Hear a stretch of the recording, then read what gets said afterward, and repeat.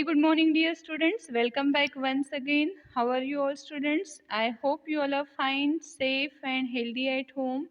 Take care of yourself, student. Take care of your family members too. Eat healthy food. Drink boiled water twice in a day. Wash your hands regularly. Stay home and stay safe. Okay, students, so let's start our today's session. Today, I would like to explain a new chapter, that is lesson number 4 of history. And the name of the lesson is colonialism and tribal societies. So first of all, we will understand the meaning of the word colonialism. In the previous lesson already I explained the meaning of this word.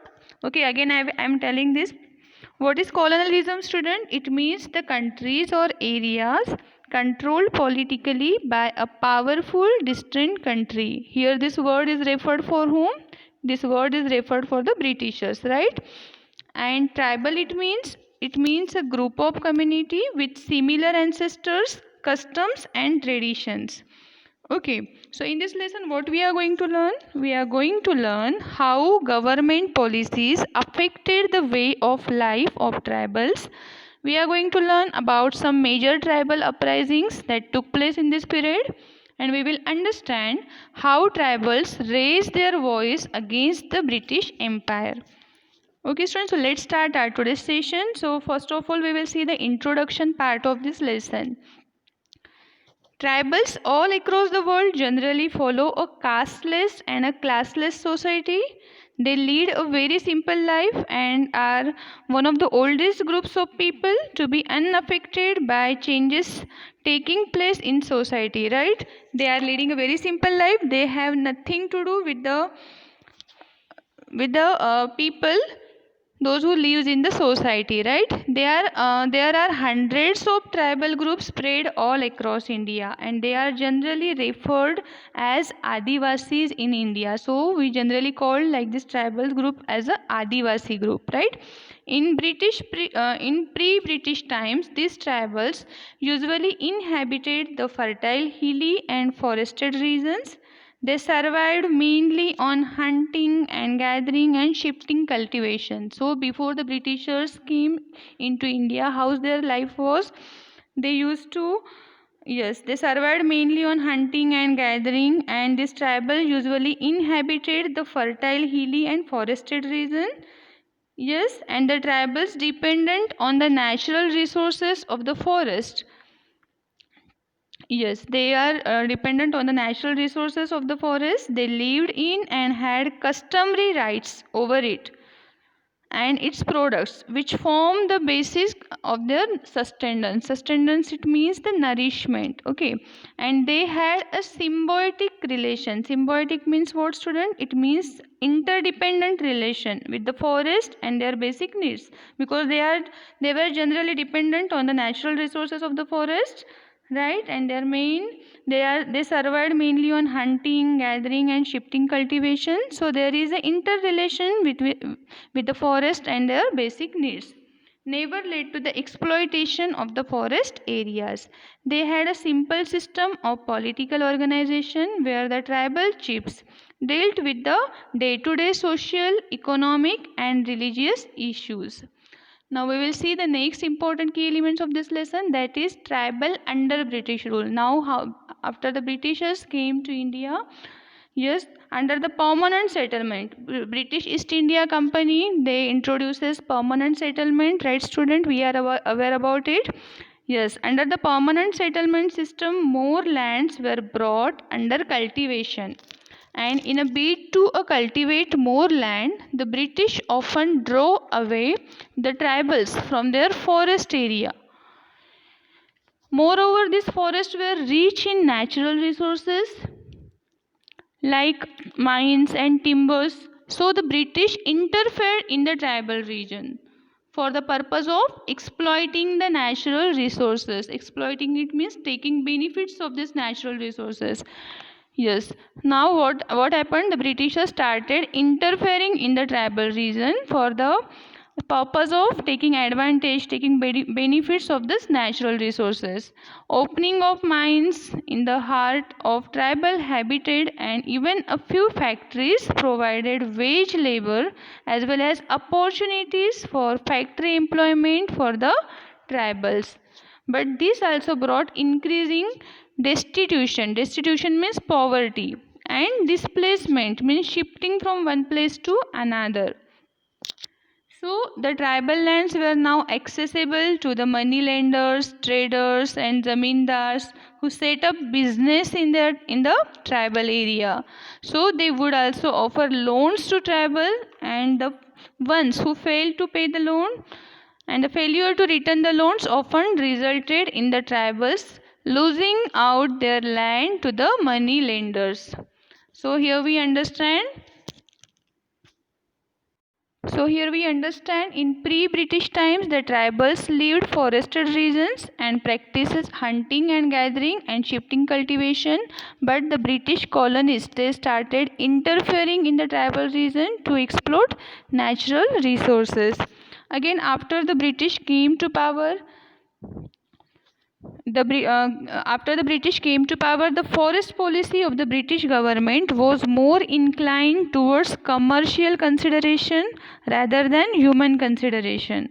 Some forests which fell within the region of the tribals were declared as reserved forest, and here only authorized contractors were allowed to cut the timber, and the forest dwellers were banned from carrying out any economic activity, and there was no compensation offered in its place.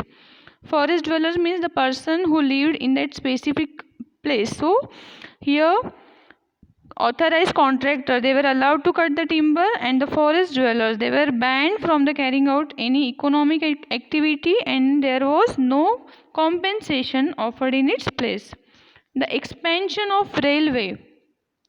Yes, the next point, that is the expansion of railway in India heavily destroyed the forest resources in India. The government started reserving teak, sal, deodar forest for the manufacture of railway sleepers. Yes, here look at this picture of this teak, sal and deodar forest. So the government started reserving this. Okay, forest land and its resources provided livelihood to the tribals. We already seen that they were dependent on these forest resources, but Britishers exploited it, and this resulted in tribal life being greatly disturbed. So here we understood the tribals under British rule. How was the condition of tribals under British rule? Now next important key elements of this lesson, that is effects of colonialism on tribals. How it's affected on them. Okay. Tribals believed in joint ownership of land and resources by the community. They were living in a group, right? They believed in joint ownership of land and resources by the community. They lived in isolation and as a close-knit group. It means they are bound together by strong relationship. Though they interacted with the outside world, it was purely for trade. See, these people were living very peacefully in their inhabited area, and they had nothing to do with the other societies and the things whichever happens in the societies, and they were having simply interaction with the outside world only for the reason of trade. Okay, but this peaceful equation was disturbed when the colonial government started interfering in their internal matters. The government realized that the rich resources of the forest, and they started investing and they started interfering there. Okay, they started investing their interest over there. The British government banned the practice of shifting cultivation. Second thing what the Britishers had done, they banned the practice of shifting cultivation and slash and burn and shifting. Why they banned it? Because slash and burn and shifting agriculture, it meant that the tribals were always on the move, and this made it difficult for the British to access the revenue and collect the taxes from the tribals. Yes, and very often the slash and burn method led to the violent forest fires. To expand, see, look at the picture of the slash and burn method. In the previous class already we learnt about it, student, right? Yes, what is slash and burn method, student? It means the burning the patch of land for the cultivation, right? Yes, so the British government banned the practice of shifting agriculture, and slash and ban and shifting agriculture, it meant that the tribals were always on the move, and this made it difficult for the Britishers to access the revenue and collect taxes from the tribals, and very often the slash and burn method led to violent forest fires. To expand the cultivation and thereby revenue, the British government introduced the growing of cash crops and new revenue collection policies like the permanent settlement of 1793. The introduction of such revenue system broke the self-sufficiency of the tribals and brought them at the mercy of moneylenders. Yes, we already learned that these money lenders, they were offering them loans to the tribals, and the failure to return the loans often resulted in the tribal losing out their land and land to the money lenders, right? So because of all this system, these tribals, they lost their self sufficiency and they brought them at the mercy of money lenders, and it brought them at the mercy of money lenders. The next point of this, the tribals had no understanding of ownership rights. The British manipulated the situation and took away their lands. Yes, look at the picture. This one picture here, the company forces clashing with the tribals. Yes, the tribals were exploited by the money lenders and money become landless laborers. Then the tribals had no understanding of ownership rights. The British manipulated the situation and took away their lands. The tribals either came under the debt of money lenders or they become landless laborers. When the loan to the money lenders could not be paid on time, the interest rate it rose, and this led to debt which passed on from one generation to the another to the other generation. Okay, the traders often charge very high prices for the good. Yes, the traders often charge very high prices for the goods that the tribals purchase from them, and together the British, the money lenders and the traders exploited the tribals.